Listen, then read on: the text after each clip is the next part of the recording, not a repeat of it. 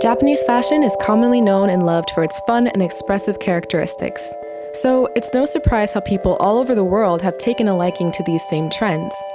Since Westerners have been exposed to these distinct styles, communities of Japanese fashion enthusiasts exploded in numbers, many of which regularly engage with members in their communities, both online and offline. But are all these Japanese fashion communities the same? What are the pros and cons of being in one? Is there actually a reason behind the reluctance often expressed by newcomers? We're going to take a deeper look to get some clarity on these questions with the help of my 3 stylish friends.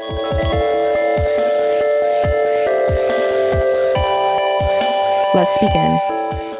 Give us your name and age. My name is Mochi and my age is 24.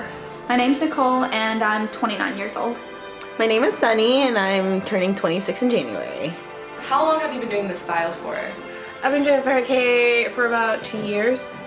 I've been doing Lolita for around 16 months now. I started last July. I've been doing this style for almost 10 years now. I know. Like, oh Lord. Veteran. Do you want more people to discover the same reason why you liked this style as well? Like the same passion for this style? Yes, because it's lots of fun and it connects you to like your childhood, the innocence and like happy-go-lucky. You don't care about anything. You don't care what people say. You just wear what you want. I think that the biggest reason that someone would want to join this style is they like the way that this looks. Because honestly, just like any other style, people are going to look at you weird. I mean, when you post in the community, people are going to be mean to you. So it's gotta really be something that you want. If I had to say something like a promo commercial for why Gyaru or whatever, I would say that it's a lot of fun. I met a lot of really cool people doing this and it really helped my self-esteem.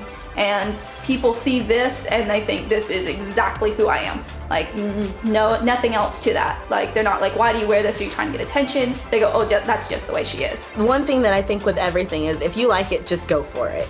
If you like Lolita and you want to try on a dress and you want to just go out there and have fun, just try to find a dress online, ask people for help, and just go for it. We know fashion changes with time, but so do the communities of these styles. So how would you say your community of Gyaru has evolved since you began doing it?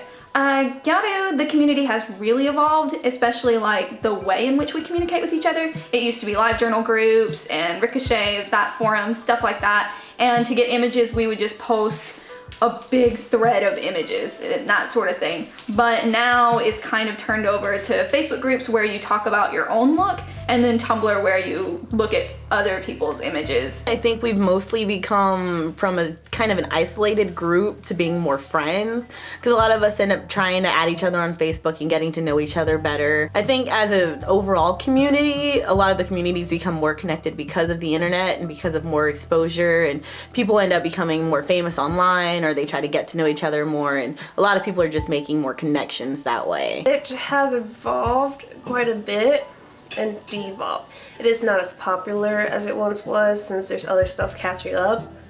So it is, I think it's just devolved. What are the negative connotations associated with the Lolita community and or style, and why do you think they came about? With the style itself, a lot of the negative connotations have come kind of from the different ways they look, because they're not conventional at all. So a lot of people end up thinking, oh, well, we're trying to be children, or we're dressing up in costumes, when it's just a different alternative fashion style.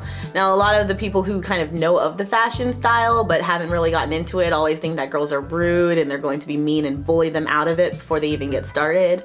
I know a lot of girls have approached me saying, well, I don't want to go off-brand first because I'm not going to make friends that way.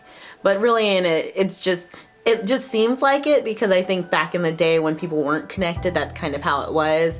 I think the biggest problem would be people calling us little children, or, you know, we're dressed for a party, we're dressed for this or that. And I think that just comes from people being not open-minded, or, you know, losing that charm from their childhood. Probably the most negative connotation is that we will eat you alive. That when you post an image of yourself and you're learning that will immediately attack you, you'll get posted everywhere and make fun of you, stuff like that. And that's part and part true, like that has happened to people before, but at the same time, I guess, there's a lot of people who give you good criticism and a lot of people who want to see you grow and develop, and you kind of have to take the bad and completely ignore it, because even though people are going to be mean to you online, they're also going to be mean to you in person. Like going to Walmart looking like this is not necessarily a comfortable experience. Like people are going to look at you and then be like, what the heck is she wearing, and stuff like that. So you kind of have to take the good with the bad, I guess. Elitism tends to be a big issue among these communities. In your early days of being in this group, the fairy-kei community, how did you originally feel when you saw these attitudes distributed to you, your friends, or other members in the fairy-kei community? I felt, since the fairy-kei community is so small, it is mainly online, and some of them can be very mean because they hide behind the computer screen, anonymous. But other than that, people go on and won't let them affect them, since it's not a big deal. No one's gonna tell you to your face. Like in all fashions, there's someone that, was like, oh, you're not good enough. You don't have the right stuff, but whatever. Okay, I'm gonna sound crazy, but I don't think the community's elitist. It just takes time, I guess. Like when you get started, people will tell you what they think and stuff like that. And in time, as long as you're consistent, you're improving, you're talking to people in the community, stuff like that, people will get to know you, and if you're a likable person, they'll be friends with you and stuff like that, and you'll find your way in. It's just like any other social circle, I think. And the people that I argued with way back when are now some of the people that I'm really close to. So, like I said, I totally had fights back then too with people, but we got over it and we met, and things are awesome now. So I don't know, I guess I just don't really believe that the community's that elitist. Well, I know when I first saw it, kind of exposed to it myself, I was pretty much prepared for it, because I'm no stranger to websites like 4chan and everything because of cosplay and because I've been in cosplay for so long. So with Lolita, I was kind of expecting it, but I wasn't sure how bad it would be or when. So I figured I would just kind of wait and see.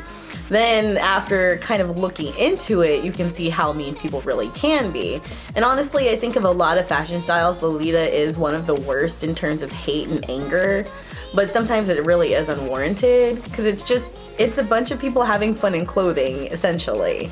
But you never really know who's going to judge you for wearing it. But then one of the things with that is that people are going to judge you regardless, so you kind of have to take on an air of bravery. So you can't let some anonymous person on the internet pretty much break you down if that's something you truly want to do. Because otherwise they'll take away the fun from you and you won't have any fun doing it at all. If there was anything that you could change about the way these groups will run, what would that be? I would probably change to make it more open, more accepting. A lot of people don't like a person's individuality, and it's not accepted because, oh, it is not original, it's not from Japan, blah blah blah. Ooh, fashion changes. Fashion, you make it your own and you wear it. The one thing I would really like to change in the groups is the attitude. Although I don't think that we're elitist, we really have a negative attitude towards a lot of things, and we're mean to people, and that's not necessarily okay. If we just focused on the positives, give criticism, but make sure it's something that, you can really help them with and comes from a good place. And, when a fight starts, I wish that the person would be able just to close that off and say, no, we don't post that here, and I wish Gal Secrets was gone, all that sort of stuff. I just wish we weren't so mean to each other. I think honestly, just with Lolita fashion in general, I would just kind of make it more open. I know nowadays we're getting more open and people are understanding more about it, and there are more documentaries and information getting put out there for everyone to actually get themselves involved in it. But I think that we still need to work on kind of embracing everyone in the fashion, and instead of just looking at someone's new cord and tearing it apart immediately, helping them getting started. Because I know I couldn't have got started without my help, and I've had a lot of help and a lot of people just kind of coaching me and helping me along the way. And I think it's getting to the point where I'm able to help others do it, so it's kind of a mutual journey with a lot of us. And I think that sort of attitude needs to grow and be embraced more. name one of the biggest reasons why you joined this fashion style. Right. Well, I had known about it since I was younger, back in high school. Like, I had seen Kamikaze Girls, and I just kind of looked into it, but I had never really gotten into it. I had one friend who bought a dress, but that was pretty much as far as my exposure was. And then sometime after college, one of my friends linked a dress on Facebook, and I just sat there going, it's based off my favorite book, so I need to take this dress home. So then I thought, all right, I'll buy the dress. I know it's a little expensive. And then afterwards I realized, oh, I have no idea how to get in this fashion. So I ended up going to one of my friends who was into it and just kind of asked her for advice, and then it just spiraled out of control from there. I jump fairy-kei because it's very casual and airy, and it's just very feminine. And you can dress it up, you can dress it down, you can make it look whatever you want. The biggest reason I joined is because I liked the image associated with it. I liked the whole idea of being wild and crazy and fun and party girl and all this sort of thing. And I've already liked the aesthetic. Like, I liked wearing heels and nails and stuff like that. So this was just kind of taking it to the next level. Thank you all for watching this documentary I made for my video production class project. Don't forget to read the information in the description box for details on the video equipment I used, as well as the music credits. A special thanks to Nicole, Mochi, and Sunny for participating in this for me. You all looked so amazing, and if anybody tries to post a rude comment about them, trust, you will be immediately banned from my channel. Don't do it to yourself, hunty. Aside from that, I'm hosting a giveaway on my channel, so check that out, and until next time, everyone. Bye! The midsection, which I really do love. I like to wear this dress with my lovely red coats, but any color would really work well since it's a black dress.